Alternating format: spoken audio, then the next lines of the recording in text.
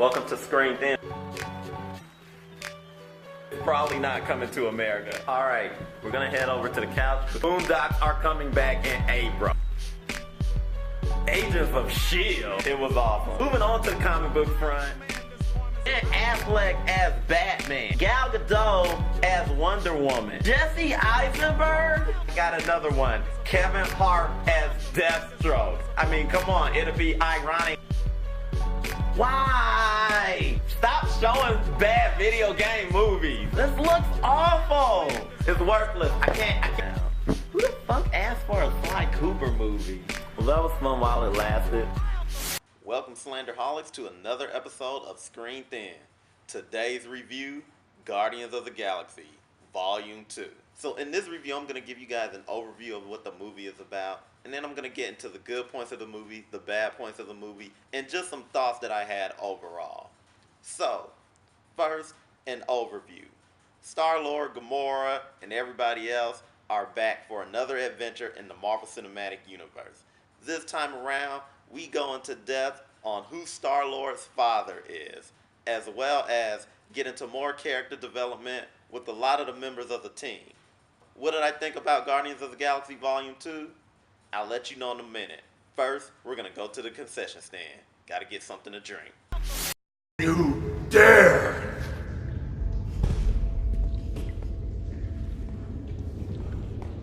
You know who I am, yes? You're Drax, the Destroyer.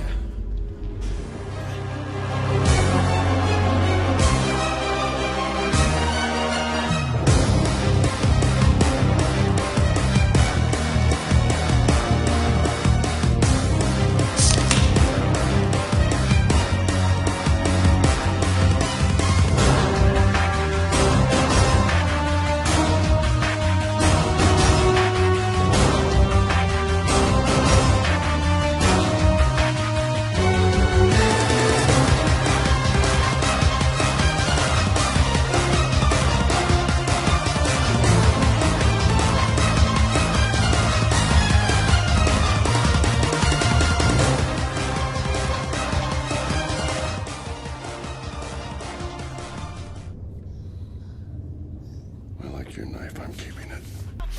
Alright, now that we're back, let's get into this review. So, first, let's get into the good points. Guardians of the Galaxy is a very good movie. From the get-go, it lets you know that this is the same team that you remember from the last outing.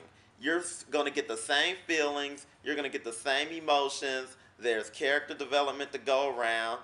The feel of the movie lets you know that we haven't changed.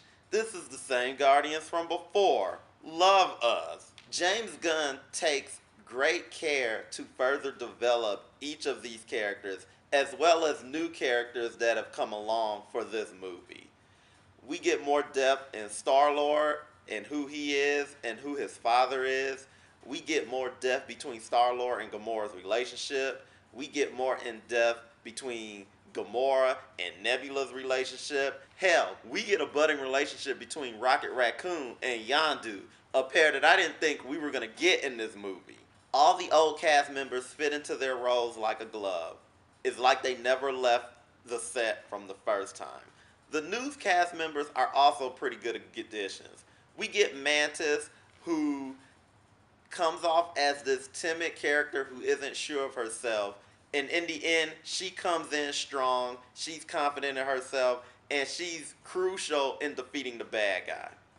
Nebula comes back, and Yondu come back, and although they seem like gruff members to the team, their character development is what really drives the movie. Nebula in particular, Karen Gillan, her acting in this movie, in my opinion, was a particular standout. If only because I didn't feel like she brought much to the movie the first go-around. It seems like she made up for it this go-around. You could really tell that this go-around, she had more room to grow her character. And there were points where I felt like she was more of the good guy rather than Gamora. Yondu is crucial to this movie, which I didn't think would happen. Kurt Russell as Ego the Living Planet was very interesting.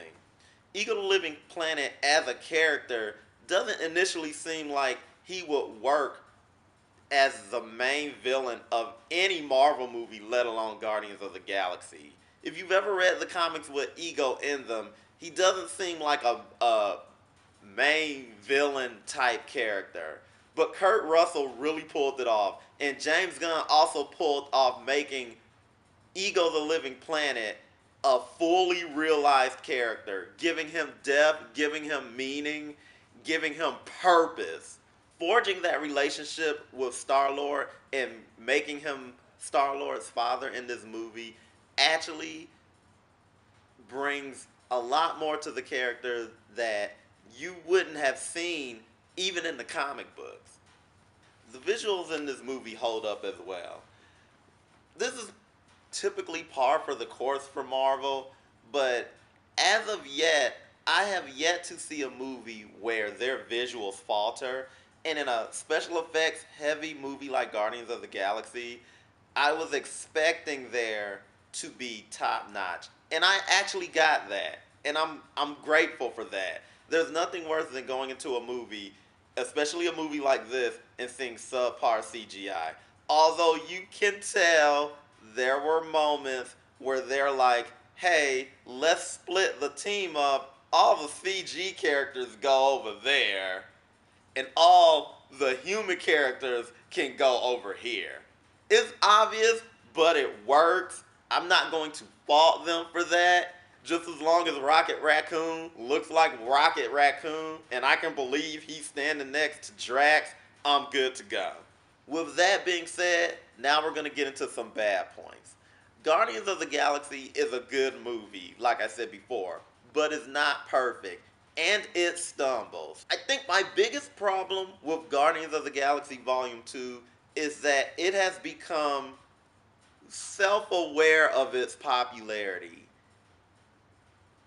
You can tell that this movie is playing up to all the big points that you liked in the first movie. There's a shit ton of Baby Groot. There's Stan Lee's cameo, which literally looks like they pulled it off the internet because everybody was talking about Stan Lee's cameos in the Marvel Cinematic Universe. Things like that, it's kind of like having a strawberry sundae the first go around from this brand new ice cream place. You really like it, and they know that you like it. So when you come back the next time, not only do they put new and different stuff on there from before because they want to try to catch you, but the stuff that you liked the first time, they pile more of it on.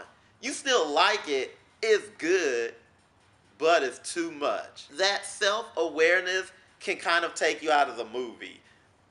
One of the biggest examples is the opening credits. The whole Baby Groot scene. We didn't need that. I know that was for the children. They were doing that for the kids. But as someone who's cognizant of these movies, I'm looking at it and it's like, oh man, they're aware that they're popular now. They're riffing for the screen. They're playing it up for the audience. Just be a movie. One of the biggest pluses for this movie is the character development. But it's also a minor letdown in a way. James Gunn is juggling the 5 original members of the team, the new villain, 3 new members of the team. 2 of them have been in the movies before, and a lot of side characters. Now, taking the side characters out, you have 9 characters who James Gunn, as a director, has a juggle when it comes to having fully realized characterization, getting a picture of who that person is, and at the end of the day, he falters. I mentioned before that Yondu is very critical to this movie, but I feel like the note that he was supposed to play for this movie is kind of subdued because he doesn't really come in contact with Peter Quill until halfway through the movie. And even though that's where it counts the most, if we had seen that stuff earlier in the movie so that we can have just one throwaway line all the way through, the ending would have been an even bigger impact. Even some of Rocket's character development is a little stumbly at points, or you know, there are moments where I'm like, well, how did we come to this conclusion when it comes to Rocket and him pushing people away? Yeah, we got a little bit of, you know, banter at the beginning, but I never took that as Rocket's pushing everybody away. And then that becomes a major point for Rocket's character throughout the movie.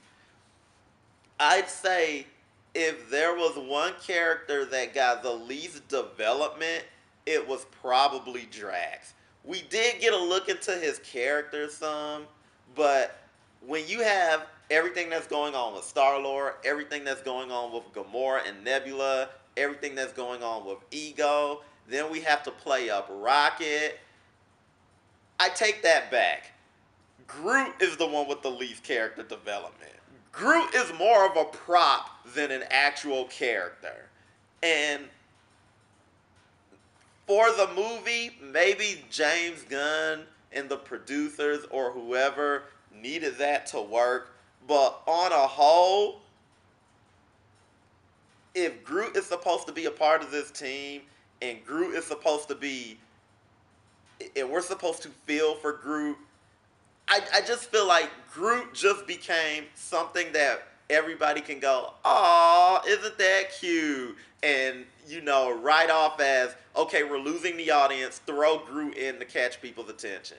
I don't consider the music in this movie particularly bad, but the music in this movie wasn't as memorable as the first movie. You know how some things can just feel like a sequel, so to speak? The music in this movie was very underwhelming. In the first movie, you had all these iconic songs. You had all these moments where certain songs play, and I can go back to the first movie now and think of a lot of different moments where the music set it off. You don't get as much of that in this movie. It's there, it's just not there enough. A few points I wanted to make in this movie. First off, there's 5 post-credit scenes. Really, Marvel? 5? It's a little bit overboard. We can cut that shit down some. I feel like now is at a point where it's like we gotta throw everything at people. I also feel like this was an apology for the shitty post-credit scenes that the first movie had. So you gave us 5 and only 2 matter? No. We didn't need to see three of those post-credit scenes. We didn't need to see. One of them, I feel, was actually, at the end of the day, who was that post-credit scene for? And the one I'm talking about is the one with Sylvester Stallone and Ving Rhames, who, by the way, I didn't know was in the movie, so that was a genuine surprise for me. Bravo on that. But for those of you who aren't aware, Ving Rhames, Sylvester Stallone, and the other characters that were in that post-credit scenes, they are the original Guardians, the first Guardians of the Galaxy in the comic book. I had to Google this shit myself because I didn't recognize any of them. But while we're talking about that, Sylvester Stallone was a waste. He was a waste.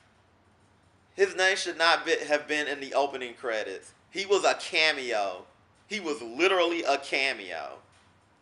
He had 3 scenes and only one moved the plot along. And the other one was a post-credit scene. So Yondu's friend, the skinny guy, the only one that stood by his side through the whole movie, is he going to join the Guardians? Because they were kind of vague on that at the end of the movie. He was still with them at the end of the movie. Where is he going to go? I don't think he can go back to the Ravagers because he betrayed the rest of the Ravagers. They are probably going to kill him. Is he going to go solo? Is he going to join the Guardians? I can't. I don't even know who that character is or if he even exists in the comics. Alright, everybody, that's it. Be sure to like and subscribe. Hit that bell. Make sure you come back for more. We've got other shows going on Slander. Hit us up on Facebook. Hit us up on YouTube. Hit us up on Twitter. We're everywhere. Alright, everybody. Peace.